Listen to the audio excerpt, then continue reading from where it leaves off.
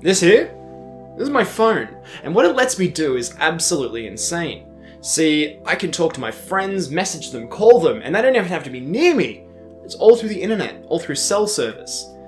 What a modern marvel. However, it's people that can't access this technology, where things get a little tricky.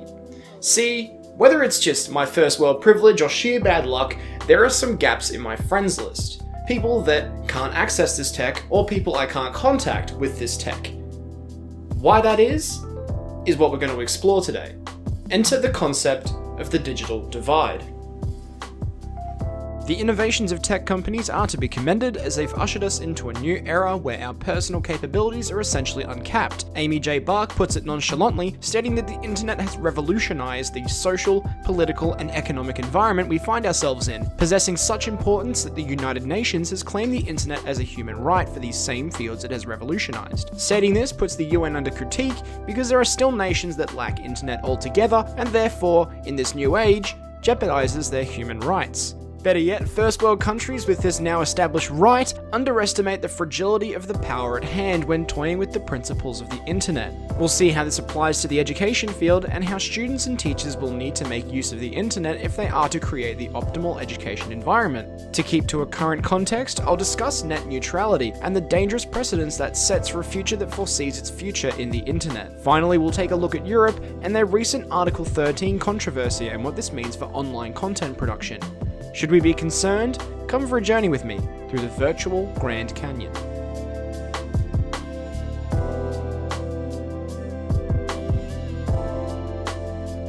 To tackle this topic, we need to define what a digital divide actually is. No use making a video about it without a little bit of an explanation, so here's what it is in perspective. You could pause this video, pull out your phone, and message your friends and organize a group outing. Or maybe just catch up for a chat, and it will be seamless and heavily integrated into your lifestyle. This is your digital lifestyle, and for the people around you, it is also quite common. However, there are groups of people who do not have access to this hardware or a service like the internet and therefore cannot participate in the fun. This creates what we refer to as a digital divide. The difference between those individuals who have a regular access to the digital sources of information and those without such access. So we have a general sense of how we can evaluate a simple scenario with a technological divide. So how do we apply this to the discussion? For a school or a university to deny the abundance of technology is a disservice for students and lecturers alike. With this in mind, I want to show you DeaconSync. DeaconSync allows me to access all of my readings and all other class information at any point in time. I can also make use of the online library and make changes to any classes I'd like, or even add or remove them altogether. This service is mandatory to use the entire time we're at Deakin, and the reason's quite obvious. We have the ability to make university life much more flexible and much more easy to access thanks to technology. However, there are people that don't know how to use this technology or flat out refuse to use it. This is where our digital divide enters. Despite the internet's fantastic utility, there are people who cannot or refuse to use it. These people in professions are being slowly replaced by younger and more capable people who can manage the software and hardware put in front of them. If evolution has taught us to adapt, then those who lack computer knowledge will need to get it or be left behind. A student's personal experience may also be hindered if a lecturer or a teacher refuses to use technology. The education cogs will grind to a halt and suddenly we'll have slow students and slow teachers. Of course, nothing is stopping someone from learning these skills, but why would you spend money and resources on trying to teach someone when someone already has the know-how and also the youth to wrap their mind around the new technology? When put into a grander context, say a global scale, you'll notice that internet services don't receive the same distribution equally throughout the continents. As of the fourth quarter of 2017, only 35.2% of Africa had access to the internet, compared to the global average of 54.4%. For those that do have it, the fragility of the freedom of the internet becomes more and more contentious as we begin to become more reliant on it. And so we reach a crossroads. Does the internet deserve to be free?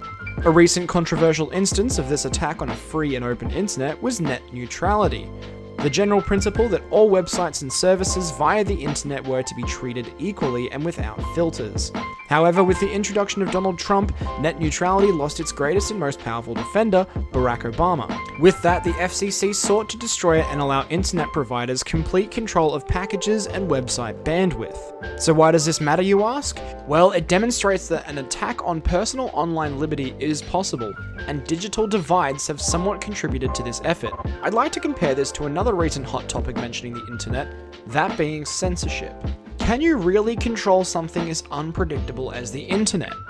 China has made efforts to restrict social media sites, search engines, video sharing platforms, the list goes on. Russia has also made the same efforts, however not on the same monolithic scale. We scoff at these instances because it seems like something China and Russia would do, but something has recently hit closer to home. Article 13 and Article 11. If you've kept your head in the internet very recently, you would have heard that the EU has passed this mysterious Article 13, which enhances the ability to claim something online if it's copyrighted material. Enter memes.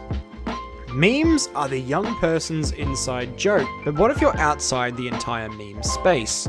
See, memes have turned into an inside joke for those that use the internet, and there are a few bars of entry. Age, sex, gender, the social media platform, etc, etc. None of these politicians would find themselves in these online cultures. Article 13. It's a newly voted piece of legislation that requires information society service providers to utilize content recognition technologies to scan media for traces of copyrighted material. This would mean that Facebook, Twitter, Instagram, any kind of online media will need to employ an AI to check through videos and photos for copyrighted material, which could include music, video parodies, or even something as simple as memes. All could infringe on copyright. Article 11 adjusts how news can be circulated online. To quote the article, they may obtain fair and proportionate remuneration for digital use of their press publications by information society service providers.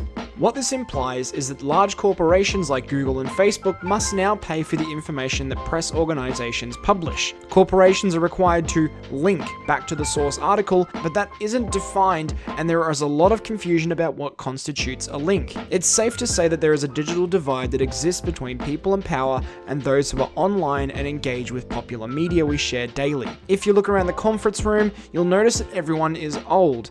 They're politicians, of course they're going to be old, so why are they voting on something involving the internet?